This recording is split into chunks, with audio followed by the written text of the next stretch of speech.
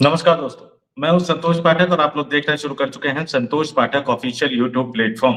देश के प्रधानमंत्री नरेंद्र मोदी की मुश्किलें कम होने का नाम नहीं ले रही है। एक-एक करके न केवल उनकी पोल खुलती हुई नजर आ रही है, बल्कि उनके गलत फैसले भी उनकी मुश्किलों को लगातार बढ़ाते हुए नजर आ रहे हैं। अमेरिका से जिस तरह से एक के बाद एक लगातार बुरी खबर आ रही है और राहुल गांधी के नेतृत्व में जिस तरह से विपक्षी इंडिया गठबंधन उनको घेरने की कोशिश करता हुआ नजर आ रहा है। इस बीच में राष्ट्रीय स्वयंसेवक संघ के भी सुर बदल गए हैं और आरएसएस को अब अटल बिहारी वाजपेयी की याद आ रही है। और अटल बिहारी वाजपेयी ने प्रधानमंत्री रहने के दौरान, जबकि नरेंद्र मोदी उस समय गुजरात के मुख्यमंत्री हुआ करते थे, गोधरा के बाद के हालात में राजधर्म निभाने की सलाह दी थी। अब राष्ट्रीय स्वयंसेवक संघ भी, जी हाँ, आरएसएस भी नरेंद्र मोदी को कुछ सलाह दे रहा है अटल बिहारी वाजपेयी को याद करते हुए। तो क्या अटल बिहारी वाजपेयी के बहाने अब आरएसएस नरेंद्र मोदी सरकार को, प्रधानमंत्री नरेंद्र मोदी को एक फेल नेता साबित करने की मुहिम में जुट गया है? और अमेरिका से आने के बाद क्यों आरएसएस के सुर बदल गए हैं और आरएसएस के बदले हुए सुर ये कौन सी राजनीति की तरफ इशारा करते हुए नजर आ रहे हैं? और एक एक करके चक्रव्यूह में घिसते जा रहे, चक्रव्यूह में घिरते जा रहे, माफ कीजिएगा, नरेंद्र मोदी कब तक आखिरकार अब इस देश के प्रधानमंत्री के पद पर रह पाएंगे? कब तक वो अपनी कुर्सी बचा कर रख पाएंगे? ये बड़ी स्टोरी लेकर मैं आपके सामने आया हूं। एक एक करके तथ्यों को आपके सामने रखूंगा, लेकिन उससे पहले जो एक बड़ी घटना हुई और इस बड़ी घटना को लेकर निश्चित तौर पर हमें और आपको सोचना चाहिए कि आखिर इस घटना के पीछे की सच्चाई क्या है। अखिलेश यादव के छोटे भाई प्रतीक का निधन हो गया। पोस्टमार्टम के बाद सबको घर लाया गया। अपर्णा यादव भी पहुंची और विसरा सैंपल सुरक्षित रख दिया गया है।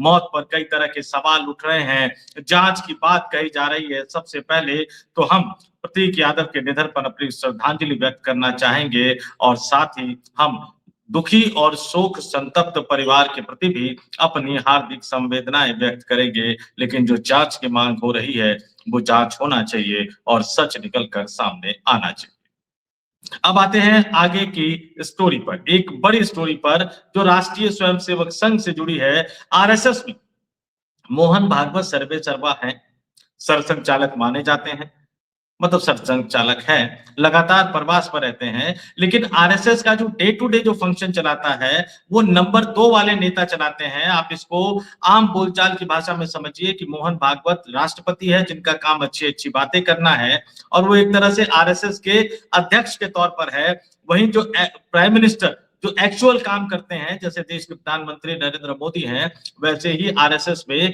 दत्तात्रेय होसवाले हैं। तो दत्तात्रेय होसवाले साहब अमेरिका की यात्रा पर गए। सबसे बड़ी बात है कि आप टाइमिंग देख लीजिएगा कि जैसे ही अमेरिका से खबर आई कि भैया आरएसएस पर प्रतिबंध लगना चाहिए, आरएसएस के नेता भाग भाग कर अमेरिका पहुंचने लगे। आपको राम माधव का बयान तो जरूर याद होगा, हमने भी स्टोरी करी थी, बहुत चर्चा में रहा था वो, क्योंकि लेकिन दत्तात्रेय होसवाले भी उसी बीच में अमेरिका के दौरे पर थे और अमेरिका के दौरे से आने के बाद उन्हें अटल बिहारी वाजपेयी की याद आई, पाकिस्तान की याद आई और अब एक बार फिर से कहा जा रहा है कि क्या मोदी अचानक पाकिस्तान की यात्रा पर जा सकते हैं। ध्यान रखिएगा, इस देश में बल्कि दुनिया में ही नेताओं का एक शगल रहा, एक शौक रहा है कि जब जब वो मुसीबत में फंसते हैं तो कुछ ऐसे हालात पैदा कर देते हैं ताकि लोगों को देशभक्ति और राष्ट्रवाद में मदमस्त कर दिया जाए ताकि उनकी कुर्सी बची रह जाए। तो क्या उसी तरह के हालात पैदा हो रहे हैं या आरएसएस जो सीख दे रहा है वो सीख अपने आप में कोई अलग तरह की कहानी बयां कर रहा है? आप समझिए क्या कहा राष्ट्रीय स्वयंसेवक संघ के नंबर 2 के नेता ने, जिनको मोहन भागवत का उत्तराधिकारी माना जाता है, जो आने वाले समय में आरएसएस की कमान संभालते हुए नजर आएंगे सर संचालक के तौर पर।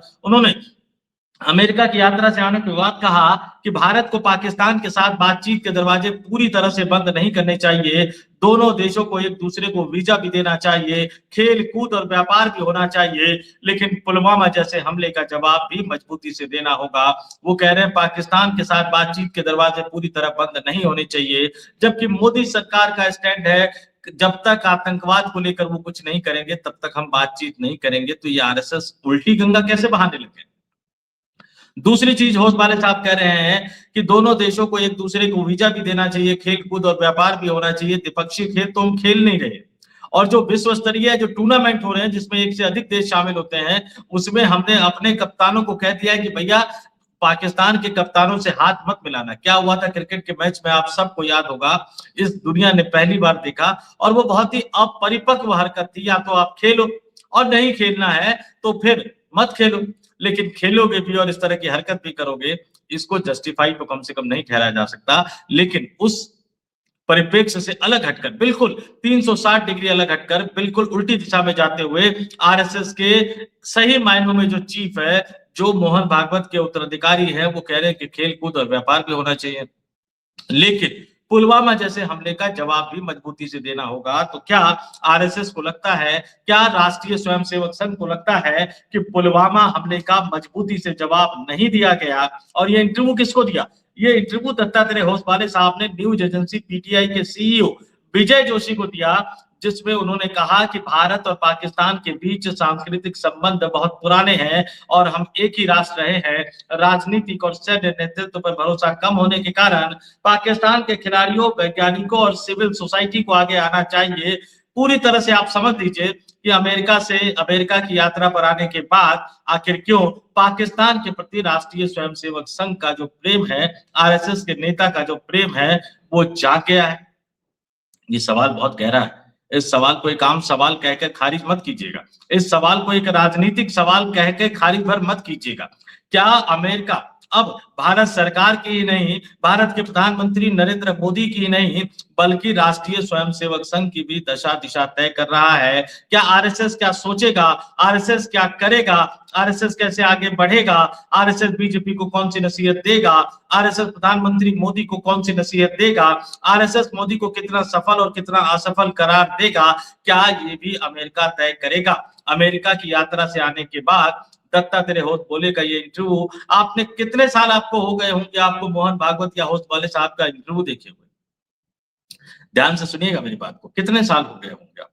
और अमेरिका की यात्रा से आने के ठीक बाद इस तरह का इंटरव्यू देना, ये कहीं ना कहीं आरएसएस की मंशा पर कई तरह के सवाल खड़े करता है। और ये सवाल ये भी खड़े करता है कि क्या हम एक साथ कई तरफ से घिरते हुए जा रहे हैं? आप एक एक करके देखिए कि असम के मुख्यमंत्री हिमंता बिश्व शर्मा के शपथ ग्रहण समारोह में अमेरिकी राजदूत का जाना, जबकि नॉर्थ ईस्ट सेंसिटिव है।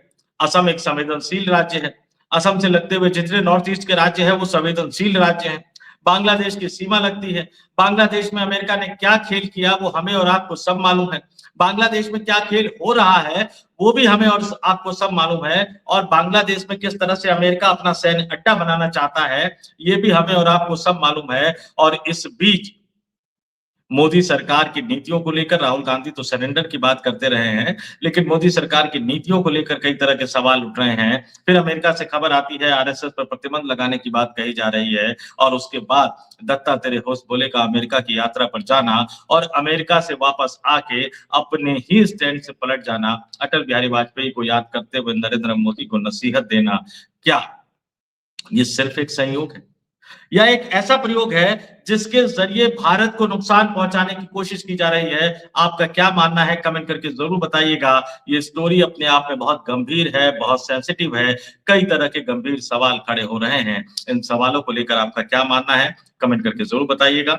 इस स्टोरी में इतना ही। जाते जाते फिर अपील करूंगा, वीडियो पसंद आया तो लाइक कर दीजिएगा, चैनल पसंद आया हो तो शेयर कर दीजिएगा, 2-4 लोगों तक बढ़ा दीजिएगा, कमेंट करके हम तक अपने विचारों को जरूर पहुंचाइएगा। और सबसे जरूरी बात, अगर आपको चैनल पसंद आ गया, अगर आपको स्टोरी पसंद आ गई, अगर आपने 2-4 लोगों को फॉरवर्ड भी कर दिया, अगर आपने कमेंट करके हम तक अपने विचारों को पहुंचा भी दिया, तो फिर अगर मेंबर के तौर पर, स्पेशल व्यूअर के तौर पर आप हमारे चैनल को ज्वाइन कर सके तो आगे बढ़िए। संतोष पाठक ऑफिशियल यूट्यूब प्लेटफॉर्म को स्पेशल मेंबर के तौर पर भी ज्वाइन कीजिए। इस स्टोरी में इतना ही। मुझे यानी संतोष पाठक को दीजिए इजाजत। बहुत बहुत धन्यवाद, आभार, नमस्कार।